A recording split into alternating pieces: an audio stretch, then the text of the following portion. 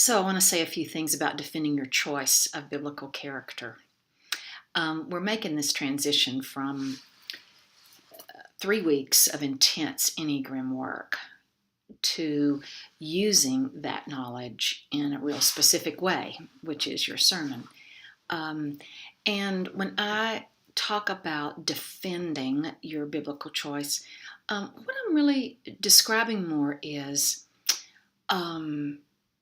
you making the connection between what you do know about yourself, your type,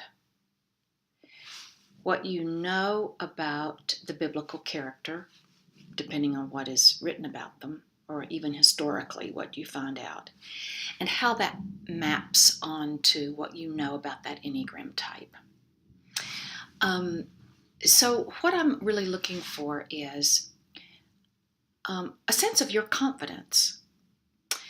This is what I'm seeing, and this is what I understand about the Enneagram type that seems to fit that character. So I'm not expecting you to know the whole Enneagram system at all, but I want you to be able to defend your choice so that you feel the confidence that you need in preaching from that perspective, that text. I want to say some things too about biblical choice and about not about biblical choice, about figuring out who a character is. Just to say, there's a lot of discussion out there about type. It is not a science. It is really an art. And it's a process of discovery as we begin to know someone, for example. I know in y'all's discussion, the figure of Ruth, I said was a 2. One of you all said, oh, I see her as a 6, a loyalist. So that's the kind of conversation that is really juicy and rich to have. And I want to say that people don't all agree about who is what kind of type. For example, I used Mr. Rogers in our video clip as a 9. Some people think he's a 2 and can defend their choice of why he's a 2. So that's what I'm getting at in terms of defending. Or Barack Obama many people think he's a 9, some people think he's a 3. So that kind of thing is really, that's the juicy part, is what you see in that character, not whether or not you're right or wrong about it.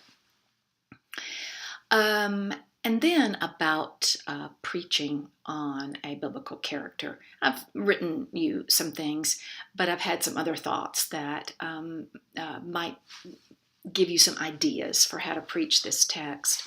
One is kind of the memoir style. I thought of that in terms of so many people are writing memoirs now, and it's an interesting perspective to be kind of in the present modern day or whatever period of grown-up period in your life, looking back on a moment in your life, describing what now you understand about what was going on. So that's a first person, but yet kind of a memoir style.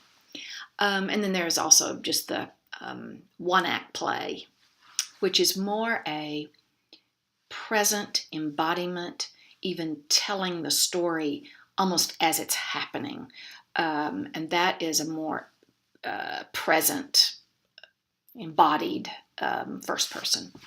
And then there are the third person ways of doing that. One of them is,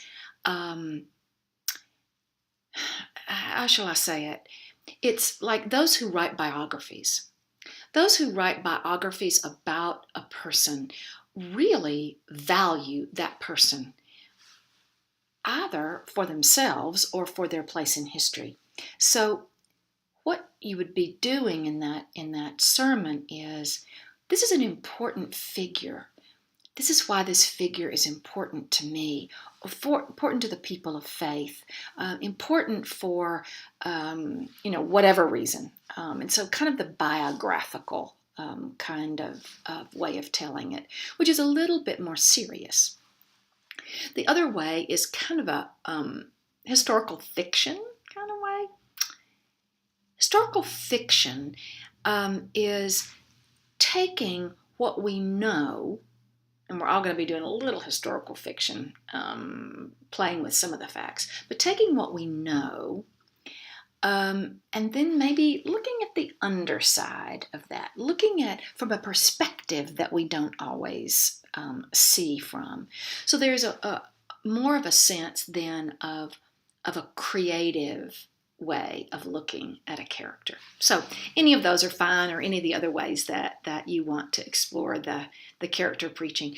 I want to say that it's not the norm way to preach at all, but let me tell you, once you've practiced this a little bit, character preaching can really add a pop, a zest, a zip to your normal style of preaching. So introducing that first person or even the third person character kind of preaching can add a lot to your congregation's experience as well as your own creativity.